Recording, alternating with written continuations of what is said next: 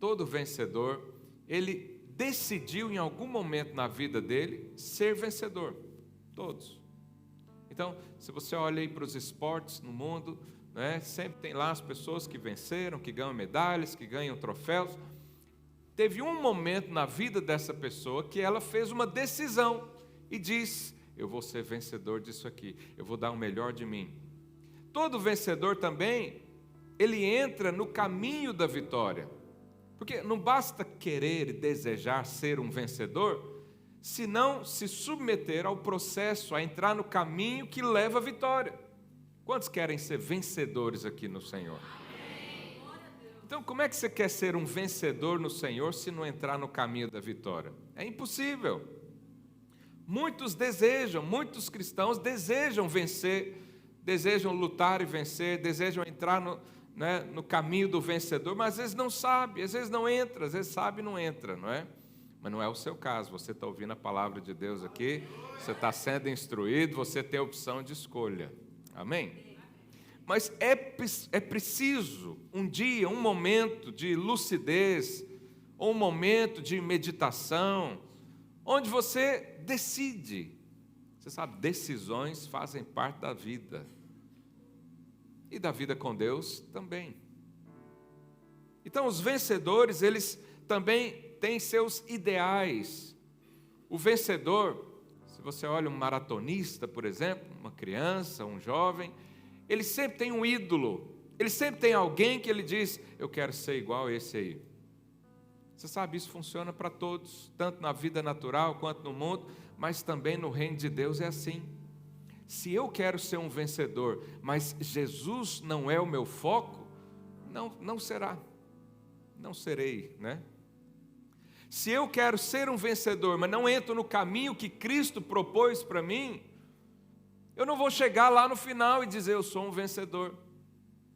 Nós precisamos decidir ser vencedores, nós precisamos decidir entrar no caminho do vencedor, e nós precisamos decidir ter Jesus como nosso ideal, como a nossa referência.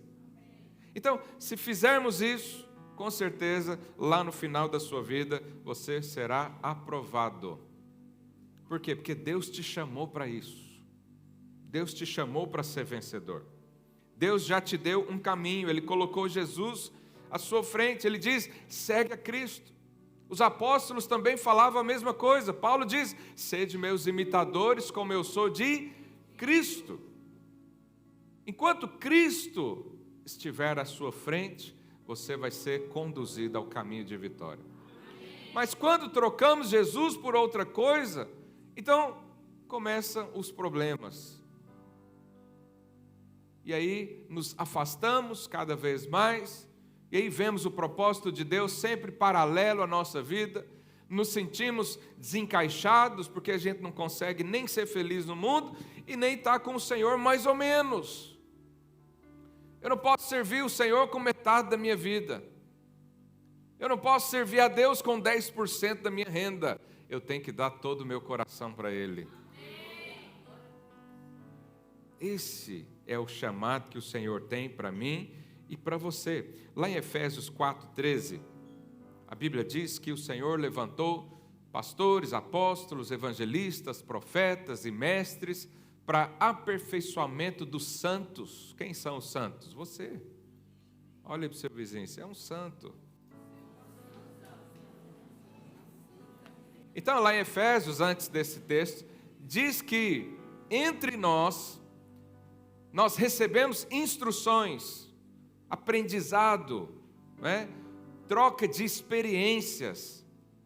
Para que essas funções existem na igreja? Para edificação dos santos. Mas para que você está sendo edificado? A Bíblia diz para você desempenhar um papel. Falei para o seu vizinho: você tem uma parte no reino de Deus. Deus nos chamou para trabalhar com Ele.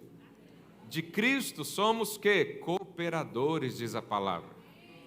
Então, nós somos investidos pelos irmãos, pela igreja, pela comunidade do Senhor, o corpo de Cristo. Nós desempenhamos o papel, mas sempre vamos aprender. Até quando? Até quando você vai aprender?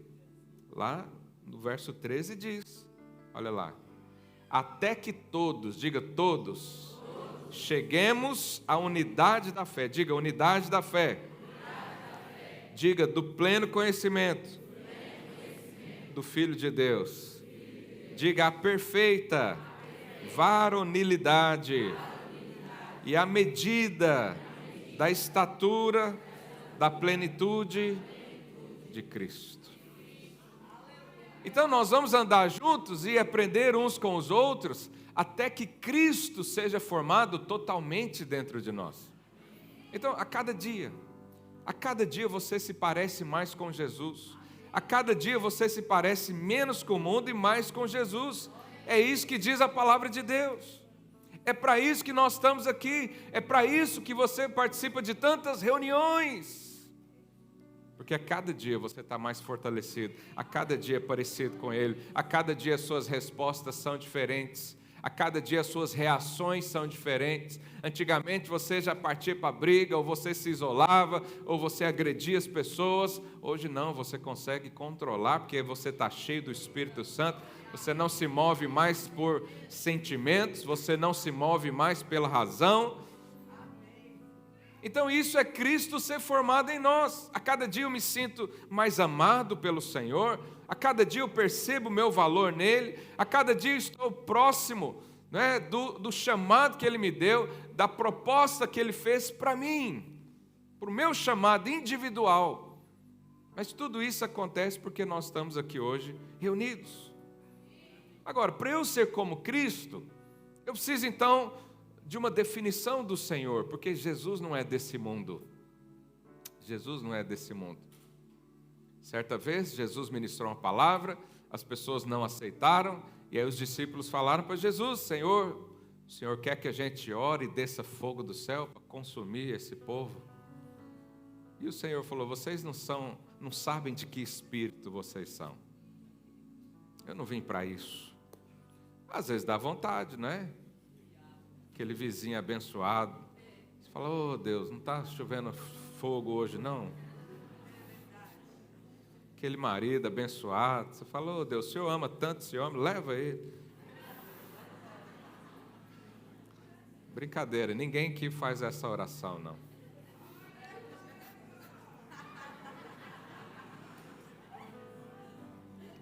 Por quê? Porque Jesus, Ele é diferente do mundo. Ele não paga na mesma moeda. Ele não dá o que você merece. Ele é gracioso. Então, se eu quero ser como Jesus, eu preciso entender: Jesus não é desse mundo. Eu também não sou. Eu não sigo os rudimentos desse mundo. O que esse mundo chama de vida, os anjos chamam de grande tribulação. Grande tribulação. Está lá em Apocalipse isso. Então, Jesus não veio para ser um bom cidadão. Jesus não veio para ser alguém cheio de títulos e formações do mundo. Não, a Bíblia diz que Ele se esvaziou de si mesmo. Ele veio como servo. Ele podia chegar aqui com miríades de anjos, né? Fulminar todos os inimigos, estabelecer o reino lá em Israel. Mas Ele não fez isso. Ele não é um homem cheio de conquistas naturais. Ainda que o mundo valoriza de uma certa forma Jesus. O mundo fala bem de Jesus. Qualquer pessoa minimamente honesta no mundo, de qualquer religião, ele vai olhar para a vida de Jesus e vai dizer: foi um bom homem, tem bons ensinamentos. Mas não basta isso para nós. Nós temos que considerar: ele não é desse mundo, eu também não sou.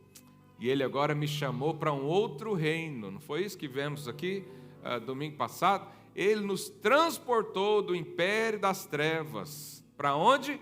Para o reino do Filho do amor de Deus, que é o reino de Cristo. Eu fui transportado. Não sou mais daqui. Não sou mais daqui. Por isso o mundo não serve mais como parâmetro. O mundo não serve mais como referência. Porque não somos daqui. Então, qual é o seu objetivo de vida? Lá em 1 João 2,17, olha o que João diz. Ora, o mundo passa, bem como a sua concupiscência, os seus desejos. Porém, aquele que faz a vontade de Deus permanece eternamente. Aquele que faz a bondade de Deus permanece eternamente. Então, para eu ser um vencedor como Cristo, eu preciso então me posicionar e decidir viver como Cristo viveu. Então, Cristo não era desse mundo. Nós estamos lendo um livro que tem nos auxiliado, particularmente tenho sido muito edificado com o livro. O livro tem nos levado a tomar decisões. Essa semana foi uma semana de decisões. O tema é chamados para fora. Chamados para fora. E você sabe, todo vencedor então, ele decidiu seguir a Deus. Isso tem que ser uma decisão. Você não pode estar aqui porque alguém te chamou. Você não pode estar aqui porque o seu pai e sua mãe obriga você a estar aqui. Você não pode servir a Deus só de conveniência. Não existe isso. Você tem que decidir estar com Deus. E essas decisões custam um preço. Essas decisões exigem um certo tipo de posicionamento. E alguns posicionamentos, ou todos eles, na verdade, eles custam. O primeiro posicionamento que o autor do livro nos leva a meditar, e eu quero colocar aqui para os irmãos também, foi o que aconteceu com Abraão. Lá em Gênesis, primeiro livro da Bíblia, capítulo 12, verso 1, diz assim: Ora, disse o Senhor a Abraão: sai da tua terra, da tua parentela e da casa do teu pai, e vai para a terra que te mostrarei. Então, Abraão era mais um nesse mundo. Ele era alguém natural, era um homem que nasceu, mas um certo dia Deus o chamou. Deus o chamou. Pergunta aí seu vizinho: você tem uma chamada de Deus?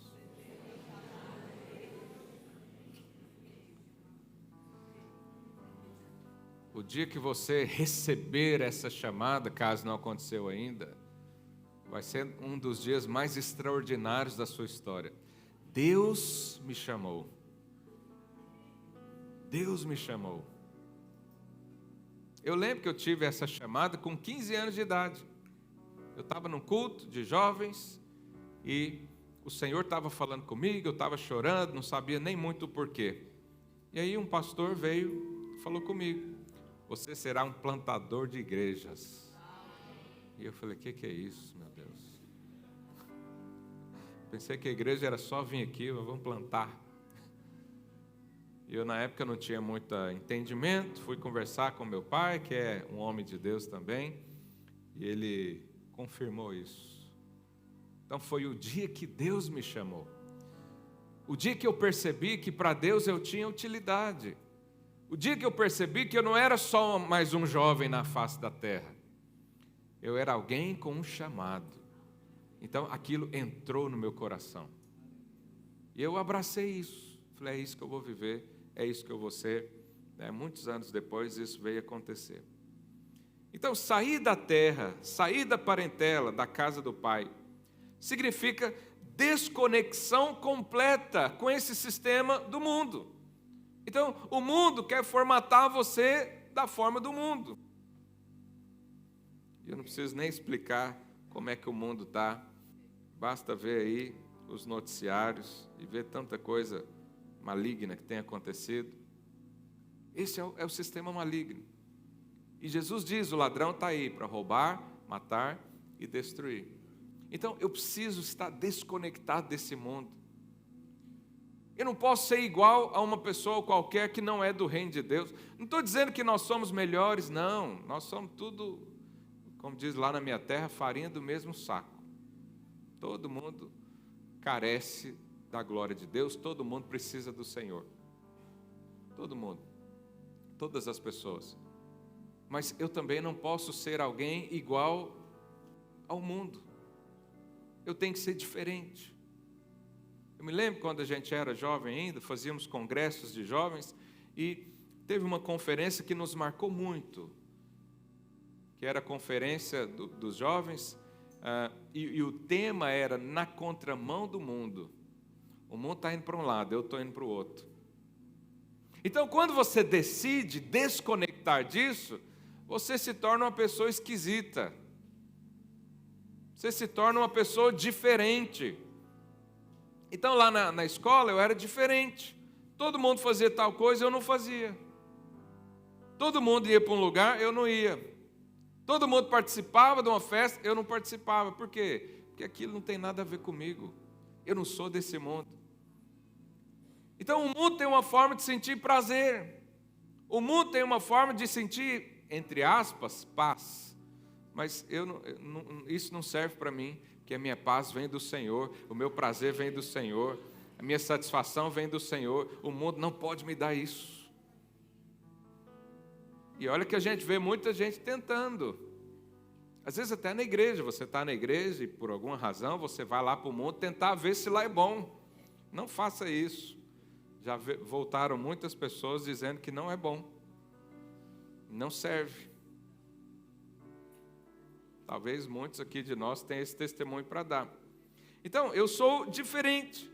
Agora, para eu entender isso, né, quando eu falo que nós não somos do mundo, que o mundo não serve para nós, fica uma coisa muito abstrata às vezes. E o que nós precisamos entender para elucidar melhor isso? Que nós somos seres espirituais. A Bíblia diz que aquele que se une ao Senhor se torna um espírito com Ele. Um espírito. Antes de Jesus entrar na sua vida, você tinha um espírito morto. A Bíblia diz que nós somos corpo, alma e espírito. Quem está fazendo o curso de maturidade aqui? Você deve estar aprendendo isso por esses dias. Você é espírito, alma e corpo. Ou seja, eu sou o espírito, eu tenho uma alma e eu habito num corpo. Agora, nós somos seres espirituais. E o mundo é um ser natural. As pessoas no mundo são naturais. Qual é a diferença entre alguém natural e alguém espiritual? Por exemplo, o natural, ele é controlado por emoções. Então, se ele está nervoso, ele é capaz de agredir e levar alguém a óbito. É ou não é? Todos nós aqui somos assassinos em potencial. Não, pastor, nunca matei ninguém, mas já quis. Não mata porque é proibido. Imagina se não houvesse essa lei. Já tinha um monte de gente. Talvez nem você estava aqui também. Você já deve ter causado problema para alguém. Então, o natural, ele anda pelas emoções. Mas o espiritual, ele anda pelo fruto do Espírito. Ele está por cima das emoções. As emoções não definem o seu humor, as emoções não definem as suas conclusões, os seus posicionamentos. Mas o natural também, ele vive pelo que vê, os olhos naturais. Mas o espiritual, ele vive pela fé. Diga, eu vivo pela fé. Então você olha para uma circunstância, né, como a irmã deu o testemunho aqui, ela olha para a doença e diz, não, o Senhor tem a cura para mim, eu sou curado em nome de Jesus. Lá em Isaías diz que pelas pisaduras de Cristo eu fui sarado, eu recebo agora a cura. Agora, naturalmente, ninguém pensa isso. Como é que uma confissão positiva vai curar alguém?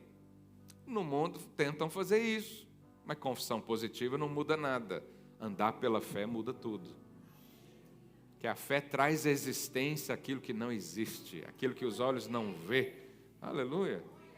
Então, não estou enxergando o propósito de Deus. Não precisa enxergar com seus olhos naturais. Basta crer no seu coração. E vai acontecer. O mundo natural, ou as pessoas de uma forma natural, a esperança está no sistema mundano.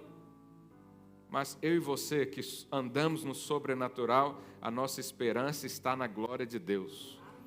O mundo, a paz depende da circunstância. Mas quem é espiritual, a paz depende de quem ele tem. Não é o que tem, mas quem ele tem. O natural, o prazer está no pecado. sabe, existem muitas pregações de confronto para um ímpio. Eu não costumo usar essa alternativa, porque eu até compreendo o ímpio viver no pecado, porque tem poucas coisas no mundo que dão realmente um prazer. Ainda que seja um prazer momentâneo, mas é só isso que eles têm. O prazer está sempre relacionado ao pecado. Está sempre. Mas quem anda no sobrenatural, seu prazer está no Senhor. No mundo, a prosperidade ela é conquistada à base da força, à base, às vezes, até da enganação. As pessoas precisam enganar-se umas às outras para ter vantagens e ter prosperidade. Mas quem vive no sobrenatural, a prosperidade é recebida por herança. Você é próspero porque o seu pai é, e você recebe isso do Senhor. Quem vive no mundo natural, a sua força depende do braço que ele tem. Então, se ele é forte, ele é forte. Se não é, não é. Mas quem vive no sobrenatural, a sua força depende do Espírito Santo. E ele não tem limitações. Ele tem todo o poder do universo. Então você percebe que o mundo sobrenatural é o que nós fomos chamados para viver. Os testemunhos nossos a cada dia devem ser mais ou menos iguais a esses. Olha, eu não podia, o Senhor me deu, eu não tinha força, o Senhor me levantou, eu nem via nada, o Senhor me deu uma visão, me colocou um caminho. Por quê? Porque nós fomos chamados para andar no sobrenatural. Por isso que o mundo não serve. Por isso que a lógica humana não serve. Por isso que os rudimentos e o caminho que o mundo anda não serve para nós, porque nós estamos muito acima disso. Nós fomos chamados para viver com o Senhor Jesus. Então, na prática, os nossos olhos devem estar sempre nos céus, no poder de Deus, na glória do Senhor. A nossa esperança está no reino. E olha como Abraão vivia. Olha o estilo de vida de Abraão, Hebreus 11:8. Pela fé, diga pela fé. Se alguém escrever um testemunho a seu respeito, o que eles vão dizer? Olha o que o escritor de Hebreus falou sobre Abraão. Pela fé, Abraão, quando chamado, obedeceu, a fim de ir para um lugar que deveria receber por herança. E partiu, olha aí, irmãos, sem saber para onde ia. Sem saber para onde ia. Isso é fé no Senhor Jesus. Quando ele diz, vem, sai daí, vem para cá, anda comigo. Você fala, mas não estou vendo. Não precisa ver, precisa fazer igual a Abraão. Crer sem ver. Jesus falou, bem-aventurado é aquele que crê sem ver. Verso 9, pela fé, olha o que Abraão fez. Peregrinou na terra da promessa como em terra alheia. Ele viveu lá como se não vivesse. Ele era peregrino. Você sabe, o Senhor nos chamou para isso também. Nós vivemos aqui como se não fôssemos daqui. A gente trabalha para outro como se fosse para Deus. A gente serve o outro como se fosse servir a Deus. A gente vive como se vivesse para Deus. Esses são os peregrinos. Habitando em tendas com Isaac e Jacó, né, seus filhos, herdeiros com ele da mesma promessa. Desculpa. Abraão vivia em tendas. Abraão tinha muito recurso, irmãos. Mas ele vivia em tendas. Não construiu uma casa para ele. Agora, por que Abraão, que tinha posses, que tinha dinheiro, ficava morando em tendas? O versículo 10 explica, olha lá. Porque ele aguardava a cidade que tem fundamentos, da qual Deus é o arquiteto e edificador. Abraão pensava isso, para que eu vou investir meu dinheiro aqui nessa terra, se Deus está construindo uma cidade para mim? Vou investir lá nele. Para que eu vou viver como rei dessa terra, se o Senhor já tem preparado uma coroa para mim lá naquele lugar? Você sabe, nós vivemos assim, nós olhamos o natural pelos olhos naturais, mas vemos também o espiritual. Então, Abraão vivia assim. Ele olhava para o carro dele estava lá estragado na beira da estrada, E ele já pensava, para que eu vou ficar preocupado em ter um carro, se lá no céu tem carros de fogo à minha disposição, cavalos de fogo. Quando o Senhor Jesus vier com os vencedores, nós vamos estar montados em cavalo branco, reinando sobre ele. Então, eu olho para o carro hoje e aquilo não me satisfaz. Não tenho necessidade de ter o carro do ano novo e não sei o quê. Por quê? Tem carros lá no céu me esperando. Eu olho para esse mundo, está terrível. É uma notícia ruim atrás da outra. Eu vejo jornal todo dia para ficar atualizado com as coisas. Mas eu olho para isso, lembrando que naquele dia, quando eu estiver com o Senhor, não haverá mais lágrimas, não haverá mais dor, não haverá mais sofrimento. Eu não vou ver essas coisas que eu estou vendo hoje. Eu olho para as aflições da vida, uma doença, por exemplo. Eu creio na cura. Mas se Deus não curar, eu olho lá para a eternidade e falo, eu vou ter um corpo sarado. Eu vou ter um corpo restaurado, a imagem do Pai, do Filho e do Espírito Santo. Então, Abraão vivia dessa forma. Ele estava no mundo, mas as coisas do mundo não o influenciavam. Não definiam seu humor. Não definiam quem ele era. Não importa se o mundo diz que eu sou um perdedor, importa o que a Bíblia diz sobre mim. Não importa se a minha parentela vai achar que é um desperdício, um jovem decidir ser um pastor. O que importa é agradar o coração do Pai. Não importa se eu não estou envolvido com os negócios dessa terra, se a minha prosperidade não é visível de forma natural assim para as pessoas, importa que eu estou acumulando tesouros lá nos céus. Então Abraão vivia assim, era desconectado com o mundo, era doido.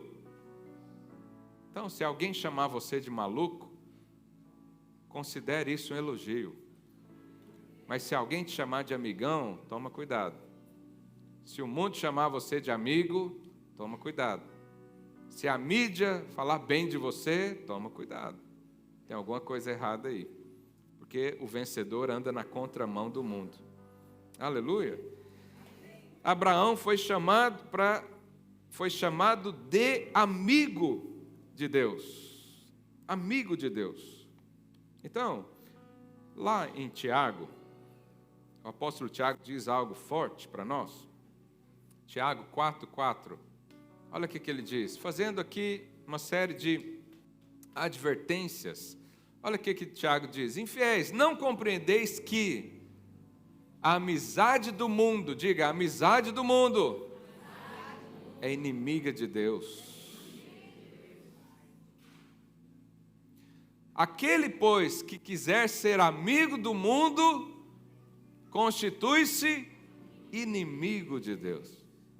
Obviamente, mundo aqui não está dizendo sobre as pessoas. Está dizendo sobre o sistema mundano.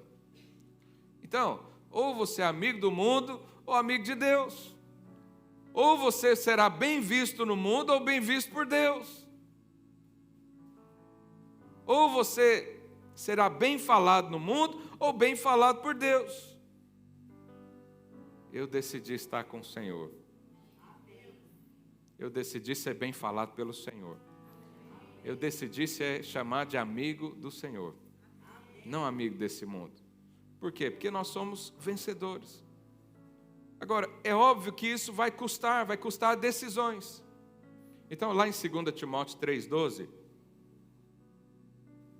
olha o que a Bíblia diz. Ora, todos quantos querem viver piedosamente em Cristo Jesus, serão o quê?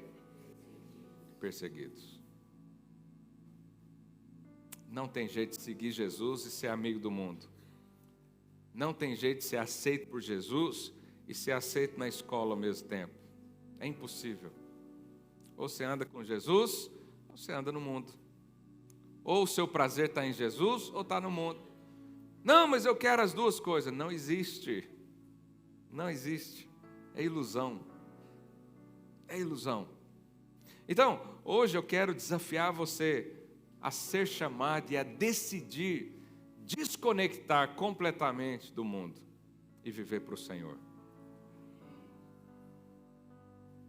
Ah, pastor, mas vai ser difícil. Vai mesmo. Não vou dizer que vai ser fácil, não. Mas vou dizer que há uma recompensa lá no final para nós. É difícil. São decisões difíceis. Perseguições são difíceis. Mas eu e você precisamos decidir de qual lado nós estamos. Amém? Amém.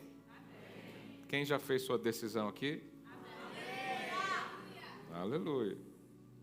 Segunda coisa que nós precisamos decidir é nos comprometermos com aquilo que Deus chamou. Então, nós temos o livro ali no 2º capítulo, ele conta a história da rainha Esther. Esther era judia e por umas circunstâncias ela foi escolhida para se casar com o rei Assuero. E lá nesse reinado, tinha lá uma pessoa lá endemoniada que queria exterminar os judeus da época. É muito parecido com o que está acontecendo hoje. E aí, essa pessoa influenciou o rei de tal forma que o rei decretasse, num dia específico lá de uma celebração, que todos os judeus seriam aniquilados. Então ele decretou que em tal dia todo judeu vai ser morto. E a própria sociedade faria isso junto com o exército, junto com tudo. E Esther era judia. E aí, o tio de Esther, que criou ela, porque ela era órfã, né, ficou transtornado com a situação, vestiu panos de saco, colocou cinza sobre a cabeça. É uma forma de protesto, né, uma forma de quebrantamento ou de desespero. E ele foi falar com ela: Esther, olha, está acontecendo isso, ó, os judeus vão todos morrer. E Esther falou: mas eu não posso fazer nada. Por quê? Naquela época, havia umas regras, umas leis, né, muito diferentes, que a gente hoje talvez não compreenda isso, mas ninguém podia chegar diante do rei sem ser convidado. Então hoje, capaz, se você for lá na Inglaterra, você não pode falar: onde é a casa do rei Carlos, que eu quero lá falar com ele. Não dá para fazer isso. Né?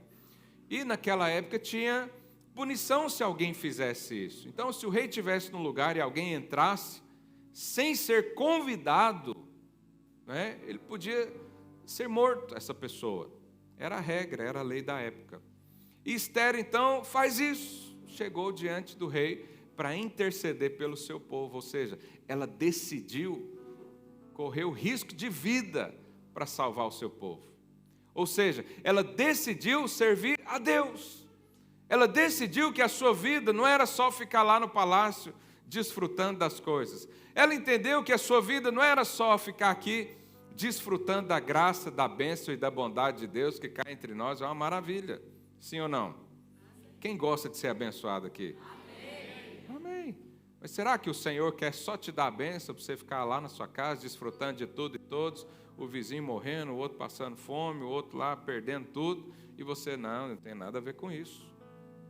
Esther estava nesse conflito, e ela então chegou diante do rei. E quando ela chega diante do rei, o rei pode ter duas atitudes: ou condenava ela pela impetulância de chegar sem ser convidada, mas a Bíblia diz que o rei estendeu o cetro para ela, ou seja, ela tinha favor do rei. O que é favor? Quando as portas estão abertas para você, você tem favor de Deus. Você encontrou favor do Pai, do Rei. Aleluia. Então, Esther, com esse ato de bondade, mas esse ato também de compromisso para com o povo dela, conseguiu reverter a situação. O texto é longo, depois você pode ler lá toda essa história que eu estou resumindo. Então, eu e você precisamos decidir isso. Se nós vamos nos comprometer com Deus, se eu vou realmente fazer jus ao título Filho de Deus, servo de Deus, representante de Deus, embaixador de Cristo, se eu vou realmente viver defendendo os interesses do reino de Cristo, ou se eu vou só ficar na minha, falando Deus é bom, Deus tem cuidado de mim, e o meu vizinho, não sei, o problema é dele, cada um por si. Sabe, há muitos cristãos assim, Eles recebem tanto de Deus, mas não são capazes de compartilhar com ninguém ao lado.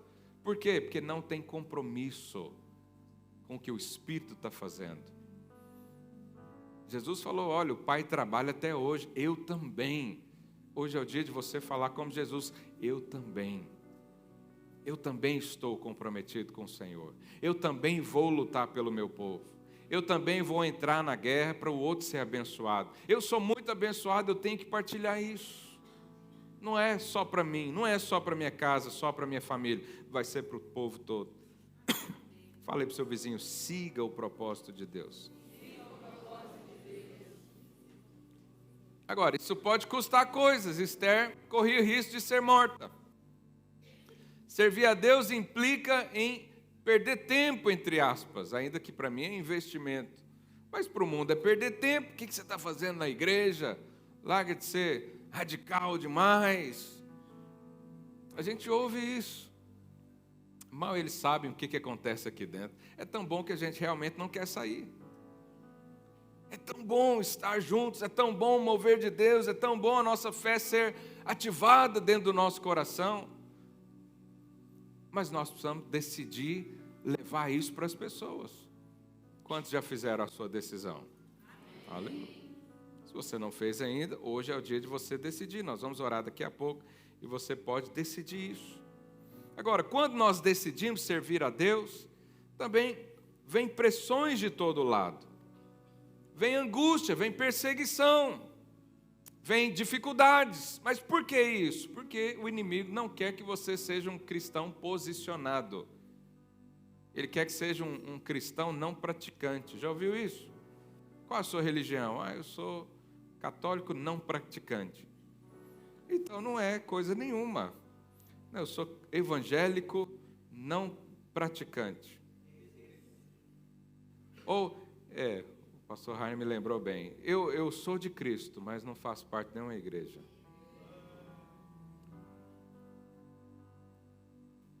Mas como assim? É possível servir Jesus sem conectar ao corpo dele? É impossível. Mas isso são resistências para que você não seja alguém posicionado. Porque a Bíblia diz que as portas do inferno não prevalecem contra o cristão. As portas do inferno não prevalecem contra a igreja. Mas e você sozinho? Vira uma comida fácil. Se a gente junta aqui já é meio difícil. É ou não é? Quem que já pensou em desistir? Pode levantar a mão, deixa eu ver. Por que não desiste? Porque tem um líder de célula no seu pé falando, volta miserável. É ou não é? Tem um pastor ligando para você, tem alguém falando, não desiste. Tem o outro ameaçando, se você desistir, vai para o inferno. Aí você corre. Aí corre para cá de novo. Mas o que acontece? Há uma prisão do medo que nos cerca. O medo. E depois que o povo de Deus saiu do deserto, entraram em Canaã, com Josué e Calebe, Josué morreu e o povo ficou sem líder. E aí Deus levantou juízes, que eram como consultores, vamos dizer assim. Pessoas que davam conselhos, pessoas que ajudavam a resolver um problema ou outro. E aí tinha um fulano lá que era o Gideão. Gideão foi levantado para ajudar o povo. Gideão era o homem mais forte, mais corajoso e mais capaz do povo. Só que ele não sabia disso. Ele não achava isso de si mesmo. Você já passou por isso? Deus te chama para uma coisa e você fala, Deus, eu não consigo fazer isso. Chama outro. O pastor Rainer ora tão bem, põe ele lá. O meu líder de célula faz tão bem. E Deus chama você para coisas que realmente você não sabe, porque se você soubesse, Ele não chamava você. Porque a obra dele é feita com Ele, através dele, dependendo dele. O dia que eu chamar alguém para ser o líder de célula, ele fala, ufa, até que enfim alguém viu o valor em mim nessa igreja, estou pronto para ajudar. Eu paro na hora o projeto. fala, não, não é assim, não é gente assim que eu preciso, não. Eu preciso de gente que seja dependente do Espírito. Eu preciso daquele que fala assim, eu não sei fazer, mas se o Senhor, eu tenho disposição, eu quero. Então Gideão era esse. E Deus falou para ele, você é forte e corajoso. E ele falou, que isso, Deus? Eu sou o menor da minha casa, da casa do meu pai, a menor tribo de Israel, o povo mais insignificante, ninguém nos vê aqui. Sabe, é tão bom quando Deus levanta pessoas para falar o nosso valor. É tão bom quando nós estamos naquele dia, com a cabeça baixa, dizendo que nós não somos nada, e realmente não somos. Mas aí vem alguém e diz, olha, o Senhor te enxerga de uma outra maneira. O Senhor te enxerga como uma mulher forte e corajosa. O Senhor te enxerga como um homem cheio do Espírito Santo. O Senhor te enxerga como um valente, como um líder de centenas e até milhares de pessoas. Mas às vezes você não enxergou ainda. Por quê? Porque você está debaixo do medo. Gideão estava debaixo de medo. Ele estava falando, Deus, mas o Senhor não estava aqui? O que está acontecendo? Toda aquela história lá para trás que o Senhor abençoava, eu não estou vendo mais isso. Porque Gideão até então era um homem natural, andava com seus olhos naturais. Eu não estou vendo o Senhor me abençoando, eu não estou vendo milagre na minha vida, eu não estou vendo nada acontecer de diferente, e o Senhor diz que está comigo. E o Senhor ainda fala, vai na sua força. Se fosse eu ia falar, que força, Deus, eu não tenho força nenhuma. Mas Deus estava colocando no coração dele a visão de quem Deus enxerga sobre ele. Sabe, quando você se enxerga na visão de Deus, na ótica de Deus, você vê poder, você vê milagres, você vê sobrenatural, você vê forças onde não tem, você vê propósito, você enxerga ousadia, manifestação de glória. Por isso que nós temos que sempre olhar na ótica de Deus, nunca da ótica carnal. E aí Gideão então decide lutar pelo Senhor. E a Bíblia diz que Gideão com 300 homens, estou resumindo muita história, Gideão tinha mais, tinha 30 mil homens. Depois mandou os medrosos embora, ficou 22 mil, se eu não me engano, é isso? Depois fez um teste lá de beber a água, aquele que bebia água assim, enfiado a cara como um cachorrinho, manda embora, esse aí não serve não. Mas aquele que trazia água com a mão, estava sempre atento, esse aí serve. Aí sobrou 300 homens para enfrentar o exército dos midianitas, que eram quantos homens? 185 mil. 185 mil de um lado, 300 do outro. Se você estivesse lá entre esses 300, fala a verdade, o que você ia estar pensando? Eu já ia estar pensando no velório. Felipe Silva serviu com bravura, morreu pelos seus. É ou não é? Pois é, mas aquele povo, eles estavam cheios de coragem. Eles já estavam planejando o dia de amanhã. Eles já estavam fazendo como Davi. Davi nem tinha enfrentado Golias ainda. E ele estava dizendo, hoje mesmo as aves dos céus vão comer o seu cadáver. Por quê? Porque não foram libertos do medo. Como que 300 homens lutam com um exército tão grande? Eles não tinham medo. Eles estavam lá em nome do Senhor dos Exércitos. Davi falou, você vem com lança, você vem com espada, escudo. Eu vou só com uma coisa, em nome de Deus. Então, quando você entende o seu chamado, você é revestido desse poder. Falar, eu não tenho muita coisa, mas quem está comigo tem. Eu não sou muito, mas quem está comigo é. Eu não posso muito, mas quem está comigo pode. Então eu vou fazer. Ele mandou fazer, eu vou fazer. Então ele decidiu sair da prisão do medo. Porque quando é que você tem medo? Quando você fica olhando para si mesmo. Quando você fica olhando para a sua capacidade, o seu intelecto. E aí dá um desespero. Como é que eu vou fazer isso? Não sei. Não consigo. Como é que eu vou sair dessa crise? Não consigo. Como é que esse casamento vai dar certo? Como é que esse relacionamento familiar vai voltar a ser o que era? Não consigo. Não sei nem como começar a resolver esse problema.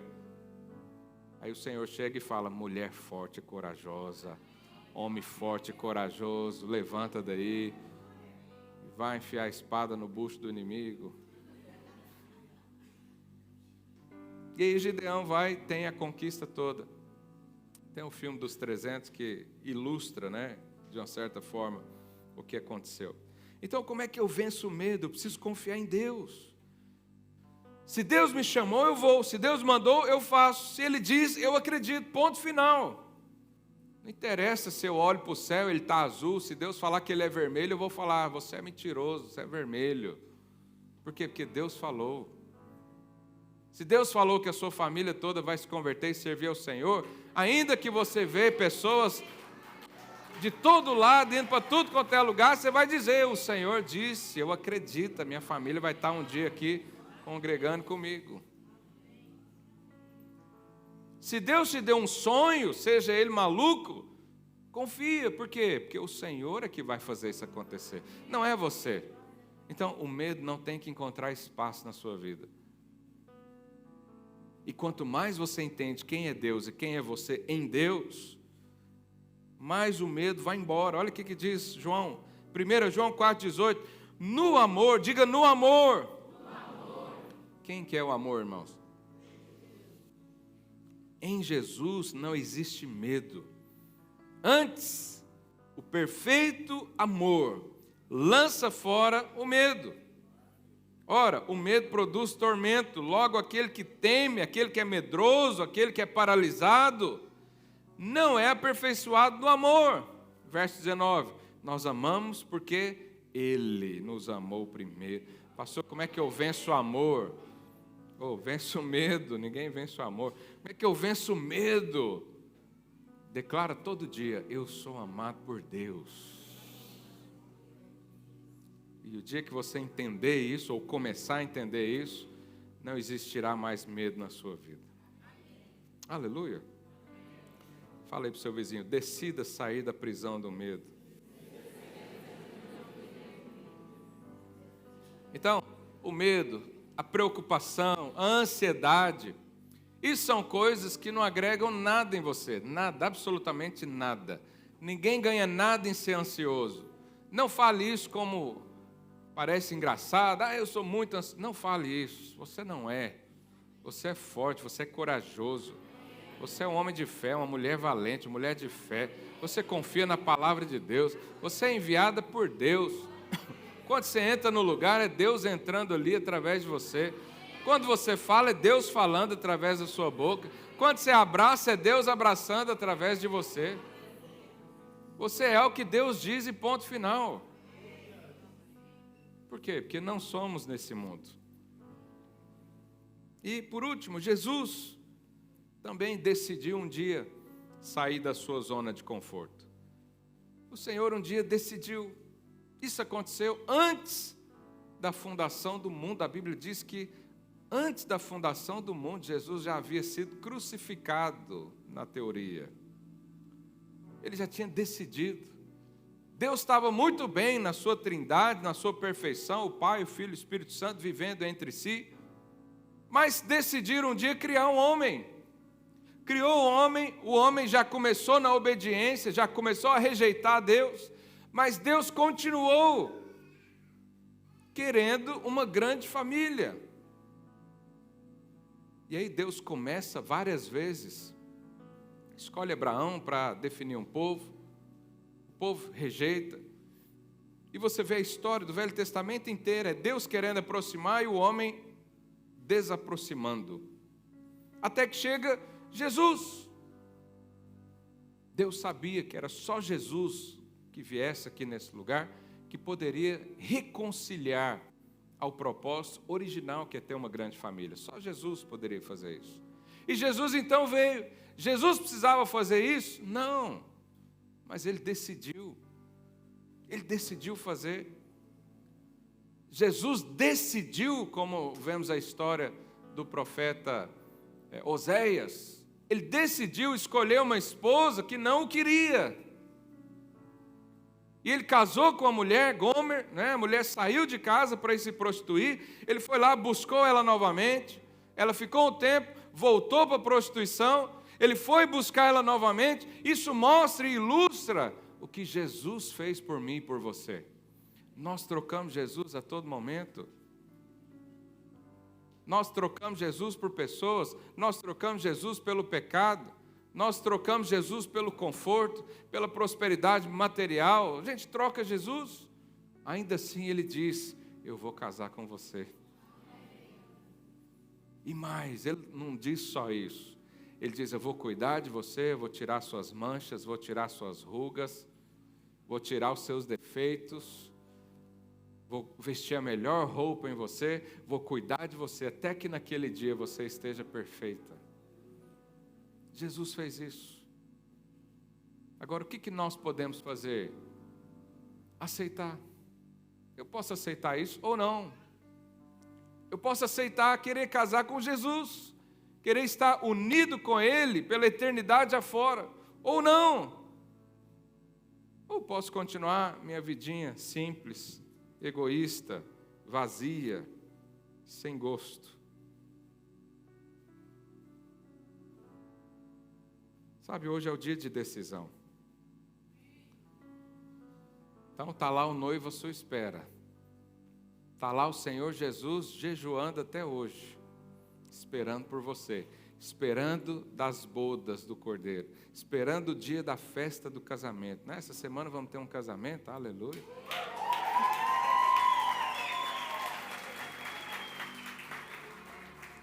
O Eduardo e a Luana, o Senhor está à espera. Qual que é seu posicionamento? Qual que é a sua escolha? Você quer realmente sair para fora, desconectar com o mundo e conectar com o propósito de Deus? Sair da gaiola do medo, né, e enfrentar as guerras que Ele mesmo te chamou e Ele mesmo vai capacitar.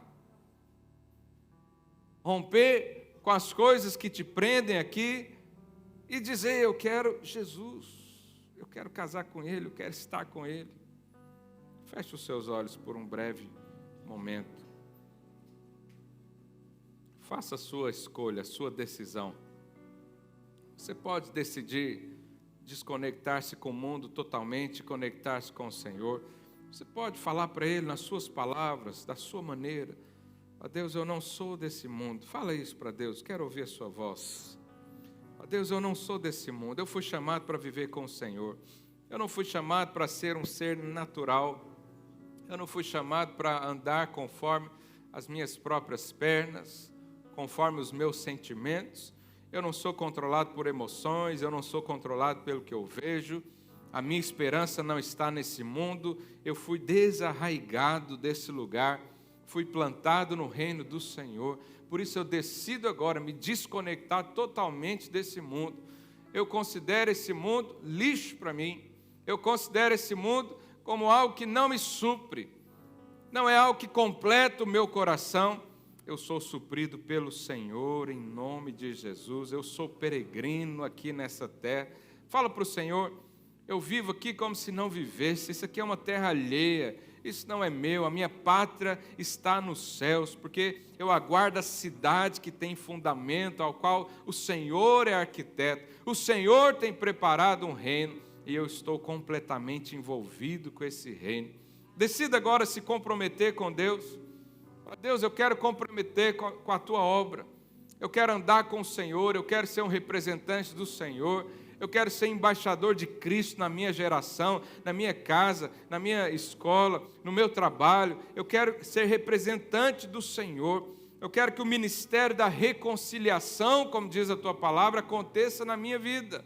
Eu nasci para reconciliar pessoas a Deus. Eu nasci para fazer discípulos. Fala isso. Eu nasci para servir a Deus. O meu compromisso é com o Senhor. O meu coração é do Senhor. O meu tempo é do Senhor. Fala isso para Ele, com as suas próprias palavras. Diga, eu não aceito o medo me paralisar.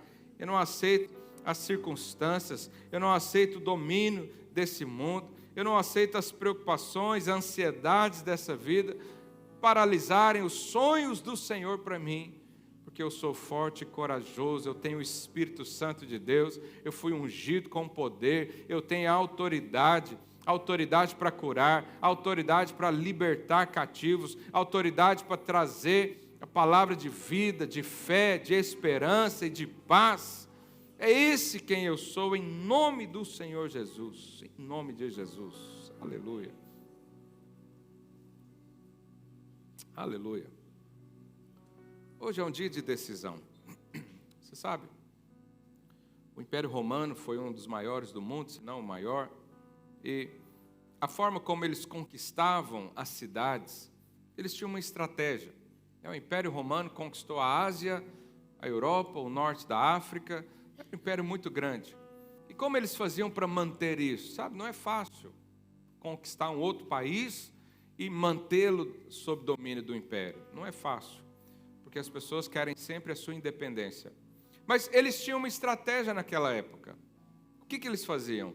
Depois que conquistavam um lugar, uma cidade, uma região, um outro país, eles mandavam um grupo de pessoas romanas para viver naquele lugar. E qual era o objetivo, a estratégia por trás disso?